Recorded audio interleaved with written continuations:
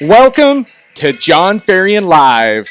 We are winding it down, folks. We're winding it down. It is July 11th, 2021. And guess what? As the pandemic wraps up, so is Jon Ferrian Live. So we're going to mix things up for you guys. I've got some really exciting news to share with everybody. Stay tuned. I'm not going to pop the bubble tonight. I'm not going to tell you what's going on, but I can tell you for sure Jon Ferrian Live, as you know it today, is done. July 31st, 2021. Something new and exciting is coming after August 1st, and I'll fill you in on the details a little bit later. In the meantime, if you're watching right now, drop it in the comments and let us know where you're watching from. I want to know because I might have drove right by you this last week. I don't know if you guys were paying attention, but I was on family vacation. It was Edith and my youngest son and I. We drove, or Edith and I did anyway, we drove from Washington down through southern Idaho, through the corner of Oregon, down to Alpine, Wyoming. We spent a couple of days down there, did some jeeping with my good buddy Jason Blair. Shout out to him down in Alpine, Wyoming. Him and his wife Michelle put us up for a couple of days. We had an awesome time, man. That was amazing. So drop it in the comments. Let us know where you're watching from and what you're doing this beautiful summer day. So Patrick Fines is here from British Columbia. Thank you, Patrick, for checking in. Appreciate you, sir. Who else is out there? Let us know in the comments. After we left Alpine, Wyoming, guess what? We cruised up through Wyoming. We saw Jessica Carter, who does all of the design work for Live Large, Jon Ferrian Live, does my sled wraps. She's working on a sweet wrap for my Jeep. Can't wait to see that come up. That'll be awesome. And then from there, we went over and saw Ryan Cook and Cassidy Cook over in Newcastle, Wyoming. Spent the night there, cruised all the way to Minnesota, where we picked up my son at the airport, who was over in New Jersey for a few days. Then we spend a week in Minnesota. After we did that, we cruised back through North Dakota, hit up a country western concert. Not my normal type of thing, but we had a good time with Craig Olhauser, Christy Lee, Jan Olhauser. Shout out to you if you're watching.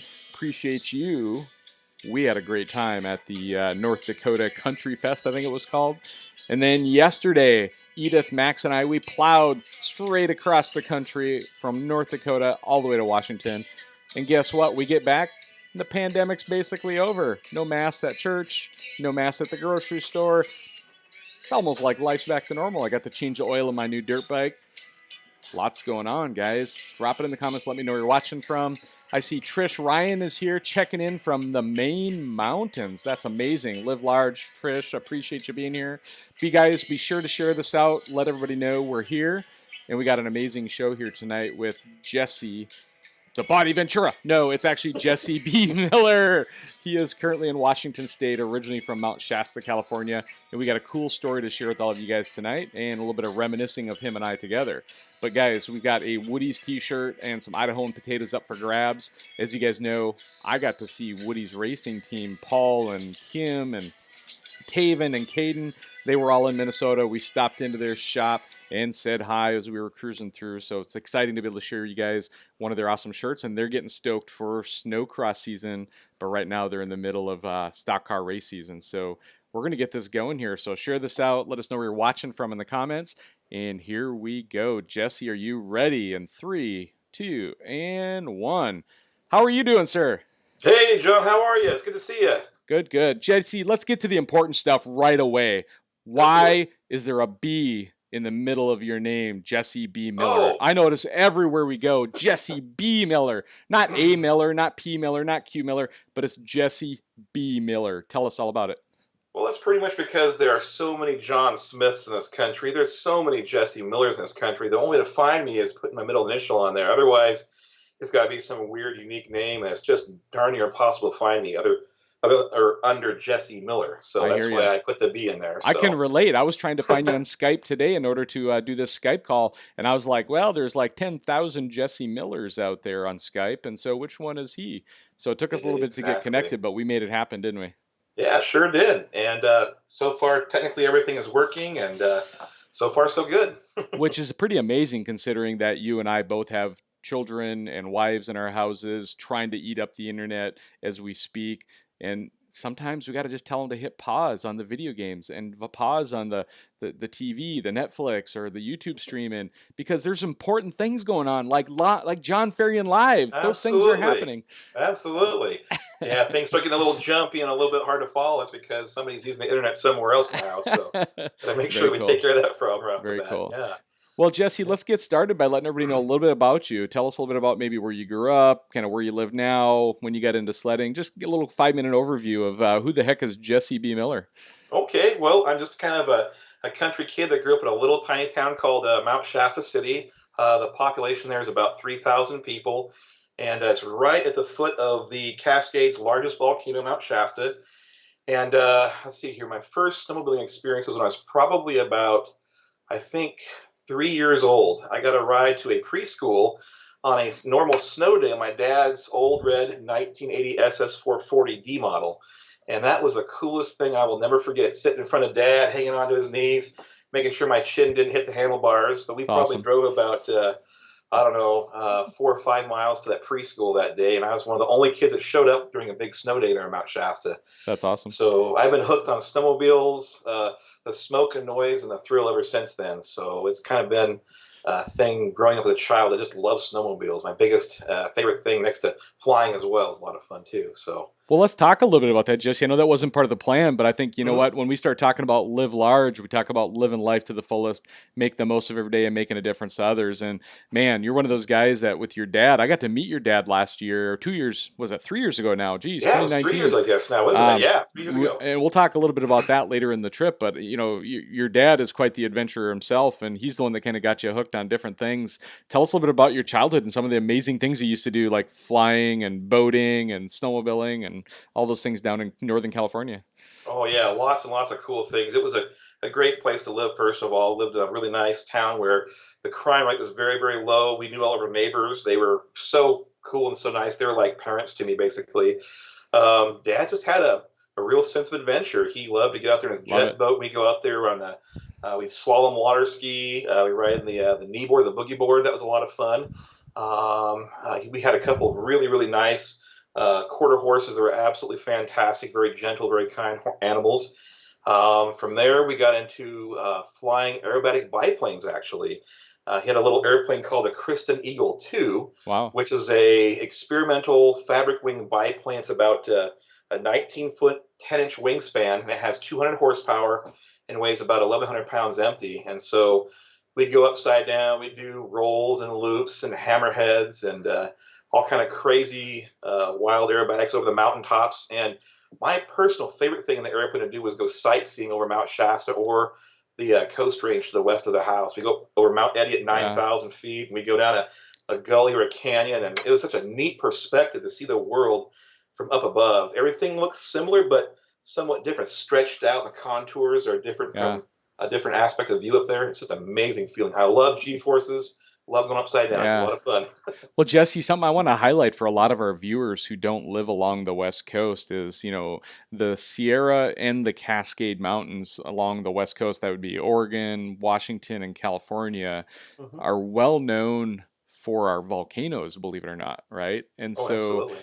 you know, this is all fresh in my mind because we literally just drove across the Rockies in a few different places down through Wyoming and stuff too. And you know, generally when you're in the Rocky Mountains, the most of the mountains around you when you're in a particular area pretty much are all in the same rough, you know, elevation, right? You know, they might Hmm. adjust a couple thousand feet here and there. But when you're out on the West Coast, something that just sticks out like a sore thumb is some of these gargantuan mountains. I'll name some of them that I know. We got Mount Baker up north here in Washington, which is where you and I ride now and then. We've Hmm. got Mount St. Helens. We've got Mount Rainier. We've got Mount Adams. There's Glacier. I think it's called Glacier Peak or Hmm. Glacier Mountain. And then you get into Mount Hood, Oregon. You get, you know, there's others down there. Mount Shasta is one of them, and I'm sure there's others through California. But the one thing that really stands out, and you know, I remember the trip a few years back, and we'll maybe chat about this for now. Is, you know, when we drove down there, I remember the first time I ever saw Mount Shasta, and it's very similar to up here in Washington. Is, you know, you're driving down the road and all the mountains, because it was April when I was heading down there. Or no, it was Hmm. June, for goodness Oh, the sakes. first time we went. Oh, the second time we went down was June, wasn't it? Yeah, yeah, yeah. It was April. I Yeah, drove by the April first was time. snowed in and socked in, and I think you went down in June. It was when it was nice and clear. So Yeah, yeah. And yeah, so the first time I drove down there in June and saw the mountain, like Mount Shasta, it's like, everything's brown and green and, it's all pretty much melted off, except for these giant, giant mountains like Mount Shasta. And like they're just snow-capped mountains and, this time of the year or that time of the year. And they just stick up way above and beyond everything. Like Mount Rainier, Mount Baker here, those mountains stand up two, sometimes three, four times taller than all the mountains around them, and it's because they're a volcano and they've just slowly been growing and growing over the years. And some believe that they're still growing. Like you look at the mm-hmm. elevation of Mount Rainier, some people will say it's 410 feet and other people will say it's Mm-hmm. 411 feet. 411. Yeah. And so it probably Yes. depends on the year because it's probably Yeah. slowly getting a little bigger and bigger. But Yeah. it's just amazing the beauty of those mountains and the opportunities it provides for winter activities all year round in some cases, right? Yeah. We're truly blessed to live where we live. I mean, if you were living on the East Coast, you'd have to go from Maine to Florida to experience what we can do in an hour and a half's drive, either from the Exactly. coast or just to the east of the Cascade Mountains, the Sierras. It's such a Yeah. great place. And sometimes, even in Northern California in a good year, we could go water skiing. We go snowmobiling in the morning when it's nice and cool. Yep. And we put the snowmobiles away and get out and go water skiing 20 miles from the same location. It's really cool. Yeah. So that's a great place to live out here in the West Coast. Yeah, no, it's amazing. It's amazing. And so let's talk a little bit about that trip you had put together. It was me and your next door neighbor, Steve Kopecki, who's you said you just chatted about a little bit here. They're a mutual friend of ours. But Yeah. the three of us, you had coordinated it. But tell us a little bit about the idea that you had a few years back that you invited me and Steve on. So how did that come to be? And I think you were just like, man, I'm going down to see my parents. Are you interested in coming down and doing some riding? There's still some good snow down Yeah. there. This was the summer of 2019, but fill us in a little bit on that trip. Well, you guys are always kind of my snowmobile favorite heroes. One's my neighbor, one's a really good instructor and cool fella. So I thought, you know what? I think John and Steve would really enjoy a trip down on a gargantuan volcano. Baker is probably a little more ice covered and glacier covered, but Shasta is technically the largest volcano in the Cascade Range, second height to Rainier, and there's just so many cool high altitude places to ride to. And that's why I wanted to get you guys down there, is because I thought you guys have got to check this out. It's just super fun. And if you like adventure, you can pick anything from super technical rides to Yeah. gentle two-lane highway, almost groomed trail rides. There's a whole bunch of different terrain features you can choose from. So it's good from beginner to intermediate to expert, wherever you go on that mountain. There's all sorts of varieties there. And Baker's kind of a, okay, don't take the beginner out there. It's kind of a steep, kind of a difficult mountain at times to ride on compared to Yeah. the big gentle giant of Shasta. It's a lot easier to ride on that Yeah. mountain. But I believe the dates were right around it was the second weekend of June, and it was right around, I think it was the 9th, 10th, 11th, 12th, somewhere in that range that we Yeah, were we there. went June 8th and June 9th were our 2 days that we rode there. And I got to tell you, one of the coolest rides that I ever had was a nighttime snowmobile ride. I have never done that on the slopes of Shasta since I was a little boy with my dad years and years ago. But to actually go up above tree line there with you and Steve, Yeah. and you had that one camera there with a really good filter, that was a really, really amazing thing. We went places we wouldn't normally go, and we did it in the dark at 10 or 10:30 p.m. That was absolutely an amazing event. I will never forget as long as I live. That was really cool. Yeah. Well, and the So cool part is here we were the second weekend of June, and we were literally able to still drive up to what do they call that snow park up there? Something Rabbit or something in oh, it or called Bunny Bunny Flats. Yeah, Flats. There you Bunny go. Flat. That's So it. you drive up to Bunny Flats, and that's, if I remember right, what 7,000, 7,500 feet of Yeah, about elevation. 6,800 feet's the Bunny Flat parking lot there. Yeah, Yeah. and we were able to unload in the parking lot and ride snow right from the snow park or right from Oh, that parking lot. absolutely. And that was the second weekend of June. And so think about this, guys. In California, we Yep. were riding snowmobile from our trucks, went down a highway. Sounds like kids are having fun in the background, eh? Yeah. All Hey good. guys, keep it down. Thank you. All good, all good. Live Okay. show, right? That's what we do. That's Yeah. what we do. Surprises happen.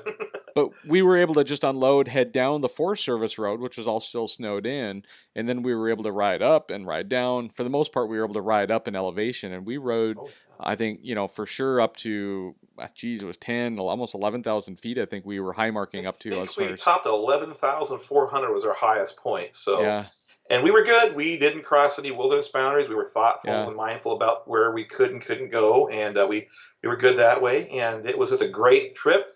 I don't think we had any injuries. There's a lot of good adventure up there. So it's like I I'm remember scuba. the I remember I think it was the first day we rode up there was we went up and rode during the day, and then we actually loaded up, headed back down to your parents' house for dinner, ate dinner, and then decided to turn around and head right back up again, and actually went up for a sunset cruise. Took some Yeah. amazing, gorgeous pictures from Mount Shasta up there, and looking off to the west and seeing the sunset.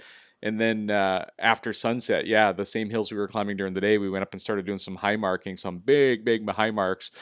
These were probably 1,000, 2,000 foot vertical climbs we were Oh doing, yeah. and it was at night, and it was so freaky because you just pin your sled, and it was like, you go, go, go. It was like a minute straight, full pin, just to get to the high mark, turn around and come down. And then at night, with the headlights on the snow, all the little ice crystals that we had chewed up coming down, where you could see them, that it Oh man. almost felt like you were in a little bit of an avalanche, right? Even though you knew better, it wasn't the case. Yeah. But like it was kind of freaky. Like I'd never high marked and rode at night either. But it was beautiful weather, beautiful location. We were close to home. Had some good guys we were riding with, you and Steve, and so we were all being safe and having an amazing time. So That's right. Oh, we also had the next day. I think it was Scott and Crystal McCollum were also with yeah, us. It yep, was really Scott. wonderful to join them as well, and great folks and good company. And I really had a good time there. And I'm so glad. I think you were the first guy to go up a really, really long, super steep climb at nighttime. And you came down, you told me, and you said, "Gee, it was kind of scary. I saw these little, golf ball pieces of, or golf ball sized pieces of snow flying past me, and you thought it was an avalanche. But then you realize it's just the ice chunks from your track that's kind of out accelerating as you come down.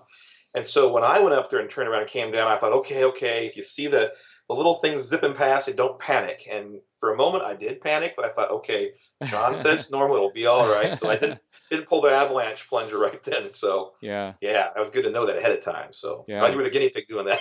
No problem. And then That's since good. then, we've had the opportunity, probably three, four, five more times. I don't remember exactly to ride here in the state of Washington together. You live up Hmm. north of me, about an hour roughly north of where I live, and it was actually you made it. I think it was the last ride of the season. We went up to were you? Yeah, you were with, Yeah, and we went up June to 12th. yeah, we went up to Bear Paw this year, and you were on that last ride of the season. And oh my gosh, what an amazing way to wrap up the season again this Oh, year. And it was you were sharing with fabulous. me before the show here a little bit of how much you've been able to progress over the last year or so with some extra help and stuff too. If you want to elaborate on that, I'd love to hear your thoughts on how your season went for you this year and how it wrapped up at Bear Paw.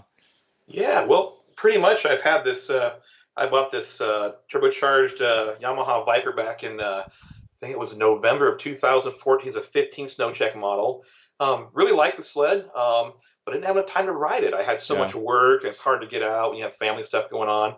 But when I did get out there, I found myself struggling because I was used to these old 80s trail sleds. And as you know, the older 80s and 90s trail sleds are nothing like the new machines of today. yeah, The new ones are much taller, they're more top heavy, they got a lot more horsepower, a lot more suspension. So I basically had to unlearn a lot of habits that I had from the old sit down, 80s style sleds. And here I was going, how do I ride this big, heavy, tall thing that wants to eat me? That was kind of a intimidating machine at first. yeah, And it wasn't until I really modified it by making the ski stance a little bit narrower and a little bit longer that I really enjoyed that sled. And um, the coolest thing is going out with people like you because I'm just an intermediate rider, and you push me to my limits where I learn things. That's the most valuable thing of all. Got me to get both feet on the uphill running board, how to side hill and carve very slowly, and turn things around easier. And the most awesome thing ever, learned to ride across water this year. And I've never done that. I remember you talking to us about dropping over the first ridge there at Bear Paw down into that little bowl, and you yeah. said there's going to be some water, so make sure you approach it at a good angle and give it some throttle, and you can do this. And I'm thinking, okay, I'm the heaviest rider with the heaviest four-stroke turbo sled, and I thought we all have 7-inch wide skis, and I thought I'm the most likely guy to dunk of anybody out here. So I think you and I think Rich went down first, and after that, I thought, well, if I don't do this, it's not going to be too cool. So I just got to do it. And there I was tobogganing down that moderately steep hill. You're pumping your brakes. You cannot stop. You're tobogganing. And came up on that edge of the lake there at about, I don't know, 5 or 10 miles an hour, and just grit my teeth, pulled back the handlebars, and mashed the throttle.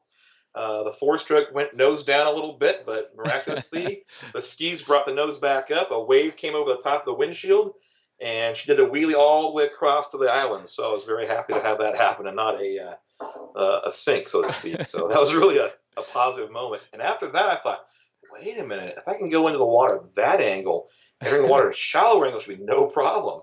So, of course, later on that day, as you know, we were zipping across lots and lots of gaps in the water there at nice angles. It was nothing to it. It was just a lot of fun. So thank Yep. you very much for getting me put in that situation where I learned something. It was a lot of fun, and I'm officially water certified now. So it's a pretty cool deal. Water skipping is great until it's not. Someday it won't be Yeah. great, so it won't be my fault though. You'll have You'll have to one figure time to it out. find out on that too, I'm sure. Awesome, awesome. Well, Jesse, Mount Shasta was amazing when we rode there in 2019, and just recently you were sharing a story with me about some of the the previous years as you were growing up down at Mount Shasta, and you had an experience down there with an avalanche, right? And I because I sure think, did. I can't remember exactly how it came up, but I think I had asked for anybody who has a story to tell, to come on Jon Ferrian Live, and you had started sending me some private notes and some pictures, which I'm going to apologize right now. I forgot to move those over to my computer to share with everybody, Oh, unfortunately. no worries. But you know what? Actually, I do have is I have your text messages with the pictures on. We could pop up some of these Okay. pictures if we need to, like this. So just to give everybody a quick, I'll share this one here. But Okay. this is Mount Shasta and the southeast face of it, which is the area that you can ride snowmobile on. And Uh-huh. there were some pictures you had shared. Was it this red one here? Is this the area that? Yes, that red track right there is the actual physical footpath that I made up the mountain from where the Yeah, old two strokes wouldn't go any higher. yeah. So Um, take us back to a grand old day in southern or northern California that you were 14 years old, mhm. and remind us again what snowmobile you were riding back then. This Well, was. I was riding my neighbor's real beautiful snowmobile. It was called a 1981 SS440E model. It was a beautiful blue and silver sled. We call it the Shark. It's a good looking sled. Looked kind of like a Polaris Indian, a nice wedge nose design, nice and contoured. It had the low square windshield for going fast down the road. But it was no means a mountain sled by any means. It was Yeah. maybe 60 horsepower. I mean, this was Not a whole lot of climbing power. 1992, and if I remember right, one of the very first true full-on mountain sleds was the 1997 Polaris RMK 700. They had earlier models that were like powder specials and different things, but it Yeah. was in 1992. There wasn't much out there for true-on mountain sleds unless somebody was actually modifying them and building them custom. And so the sleds you were on basically were trail sleds, and Oh yeah. you were giving it your all with all the 60 horsepower it had to get as high as you could. And then you Yeah. thought, I want to go higher, right? Right, right. So these things probably had a little V-shaped 1 inch lug at most. Yeah. Little tiny short tracks. I'm not sure they're 141 or what they were for length, but they were really cool for maneuverability and jumping and riding down the road. But we took that thing up to about, I'd say, 9,800 or 10,000 feet before it got so tired it just started to bog. I mean, it didn't even track, so it was just kind of womp, womp, womp, just kind of bogging. So Yeah. we decided to park the snowmobiles at the bottom of that great big bowl. And I had my eyes fixated on this massive, massive rock called Shasta Point, which is at 11,100 and some odd feet above me. Yeah. And it was a big rock that you could always see from town as a major landmark. And I thought to myself, you know what? That looks pretty close. It doesn't look too far away. I want to go up there and check out that big rock. So there you see in the center of that picture, slightly to the left, is that giant rectangular rock. And that rock is nearly as high as the summit of Mount Hood in that picture. So that was what we were going for right there. Was that massive, massive boulder? It's probably 3 times as large as my house here. It's just a huge, huge landmark. Yeah. So that was the goal anyway. And I think the problem was, first of all, we were being a little bit like daredevilish kids. We did something we shouldn't have done.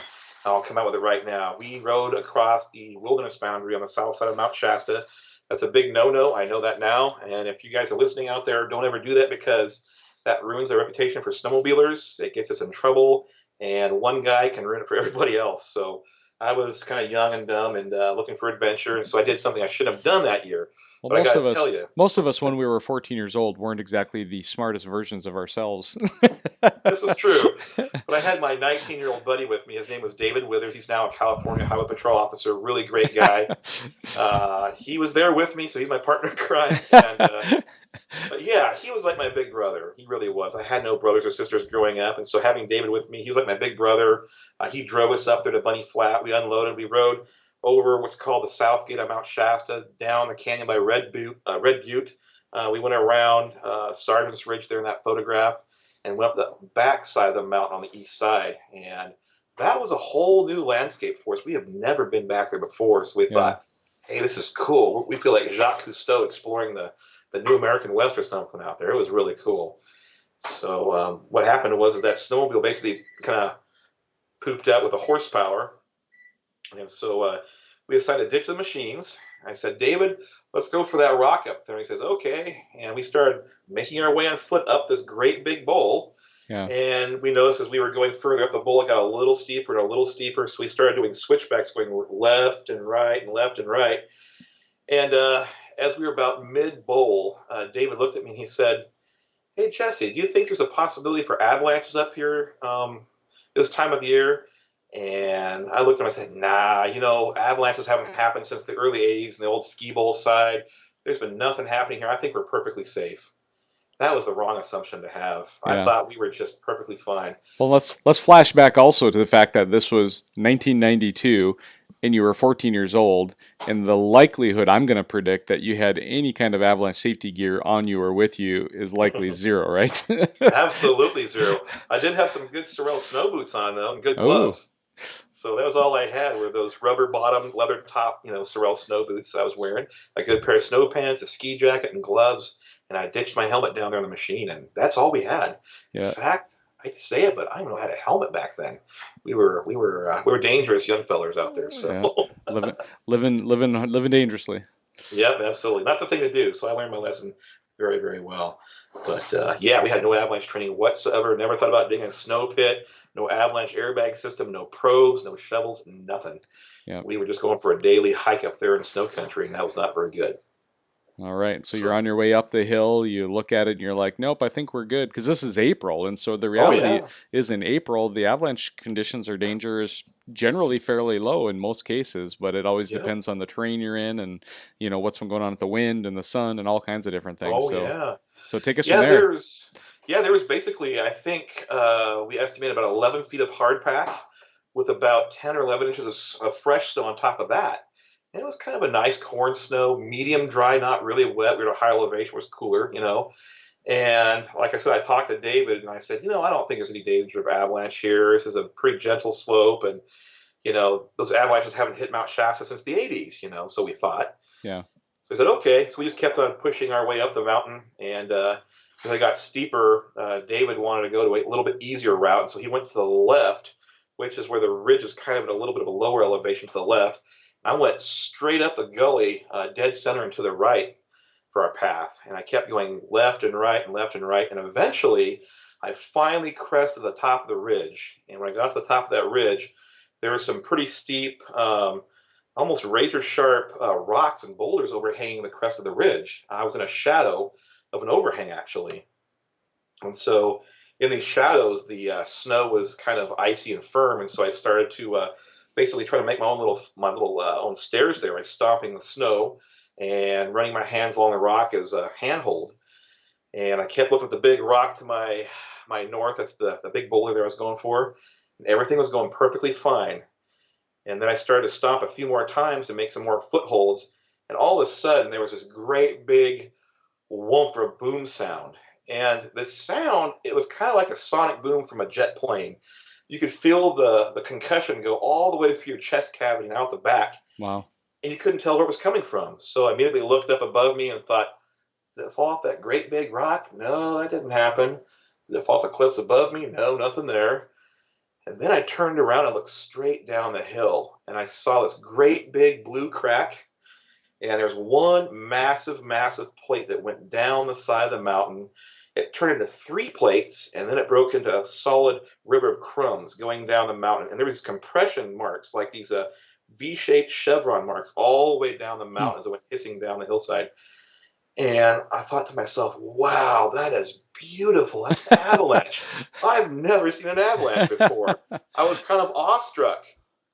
And then my friend David started yelling my name again and again and again. I thought, oh no, David probably thinks I got caught in the avalanche because I lost sight of him behind the bluffs of the cliffs Yeah. on the summit of that ridge. And so I said, David, I'm okay, I'm okay. I am such an idiot. I was like, oh gosh, what did I just do? I wasn't really scared at that point in time. I thought it was just a cool occurrence I saw. But Yeah. then I turned around behind me and looked behind my heels. The avalanche broke 7 feet behind my heels from my very path. I was the starting fracture line of that avalanche right where I was standing, or rather 7 feet behind me. Yeah. And all of a sudden, a wave of terror went through me. It was like an icy adrenaline rush, panic. I almost froze right there. I Yeah. basically leaned forward. I put my chest on a cliff. I grabbed a hold of the rocks, and I said some prayers. I was very, very scared. And I thought to myself, how do I get down from the situation? I Once I calmed down a little bit, I decided to test the snow beneath my feet, and I hung onto the rock, and I put my right foot down, and oh no, there's nothing more to stand on. What I was standing on is all swept away. It's all granular, hard packed ice and snow. And to Yeah. make matters worse, there were now the tips of rocks and boulders sticking out in the path below me. It would have been a slide to my death. It would have been beaten up going down Yeah. the gullet of that canyon there. So I thought, okay, maybe a way out would be to go vertical. So I tried climbing up the cliffs above me. I made it probably about 7 or 10 feet above where I was initially hanging on to, and I got into an overhang. And I thought, well, I'm stuck here. I can't get over this. And I'll never forget. I looked down at my bare hands. I took my gloves off so I could climb, and my skin was like a bluish purple color, and I had these bright orange dots all over my skin. I don't know if it was for me hyperventilating at 11,000 feet or what it was, but I was definitely in full adrenaline mode. And aside from praying, I was just doing everything I could to figure out a way to get down from there. And I finally thought, well, I can't go down, I can't go up. The only thing I can do is go to that big rock where I wanted to go to initially, because there's a big gap in the peaks of the ridge there, and it's kind of a window. You can see sunlight from the southwest side of the mountain spilling down on that northeast shadow bowl that I was on.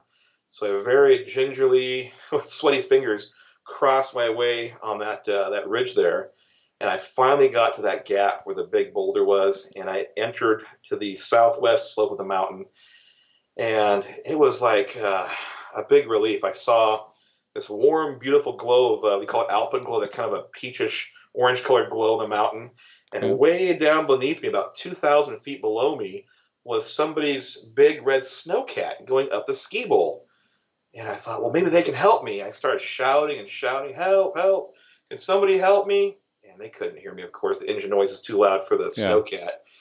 And so I thought, well, I've got to figure out a way down this side of the mountain and then work my way around the south side of the mountain to the northeast side of the mountain. And so that was very, very scary. I had these long, hard packed corn snow chutes with rocky shelves. Wow. And then there'd be another chute, and then another shelf, kind of like these, yeah, staggered square diagonal cut shelves that I had to basically dart from one to another on. And if you wanted to go diagonally across a chute, you had to run upwards and diagonally with your hands and feet pedaling as fast as you could go, away on the next rock pile, and then work your way around the steeper part of that ridge up there. Yeah. And so that was very, very challenging. I really had a risk just going around the backside of the ridge as well. So eventually I got to what was the middle part of that ridge on the opposite side that I climbed. The top of that ridge there had no vertical cliffs on it. It was just a nice rounded, kind of a gentle slope on its summit. And I worked my way down the crest of the ridge there down to the snowmobiles. Now here's the interesting thing. We got down to the snowmobiles, and the Avalanche terminus was just 60 feet away from the snow machines. It almost completely took them out. Wow. And the worst part was that was not even my snowmobile. It was a friend's snowmobile that I borrowed, so I would have Yeah. felt really guilty for wrecking his sled. Yeah. And I think the dimensions of the Avalanche were, I looked on the map, it went about 1,300 vertical feet. Wow. It slid almost half a mile in distance, and it was between 200 and 300 yards in width. And it was about 4 feet deep, and it was as hard as cement. It was a deep Well, kind of a think wet about slab this. I mean, avalanche. yeah, I mean those deep slab avalanches like you're describing, and especially that time of the year to get something to trigger and to break like that time of the year. I mean, if you had gotten caught up in that, you likely would have just gotten crushed in between all the big blocks of ice and snow and everything, Oh and yeah, just turned over and buried. And then the fact that you didn't have avalanche gear in, I mean, it very likely could have been the end of Jesse B. Miller. We absolutely.